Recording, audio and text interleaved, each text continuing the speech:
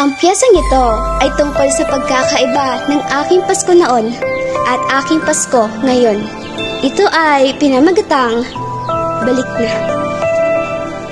Disyembre na naman, hudyat na para sa pagtatapos ng taon. Ang pagtatapos ng mga paghihirap mo, ang pagsisimula ng bagong yugto. Ibang-iba talaga, no? Ang dating Pasko kaysa sa ngayon. Ang mga panahong ika'y nahahawakan, nayayakap at nahahalikan pa. Ang yapos mo tuwing Noche Buena ay nadarama pa ba? Ina, hindi na ganoon kasaya. Ang bawat salo-salo ngayon, ako na lang mag-isa. Mga luha ng paghagulhol ay siyang kasama sa mesa. Ang pagsisisi at mga katanungan ang siyang nakabalandra. Ibabalik pa ba? Makakasama ka pa ba?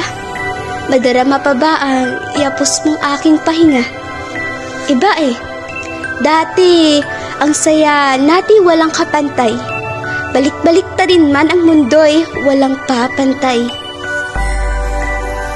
Ang mga biruan. Bago sumapit ang alas 12, ang di matawarang mga ngiti. Paano na magsisimula muli? Ako na lang mag-isang kakain ng hinandaang pagkain. Ako na lang mag-isa ang hahalakhak sa harap ng hapag. Ako na lang mag-isa ang sasalubong ng alas 12 ng hating gabi. Kasi wala ka na. Wala na ang inang katulong ako sa paghahanda ng Noche Buena. Wala na ang inang yayapos at hahalik sa pagsapit ng Pasko. Wala na. Kaya hanggang dito na lang ito. Pilitin ko mang pahabain ng tulang ito. Wala eh.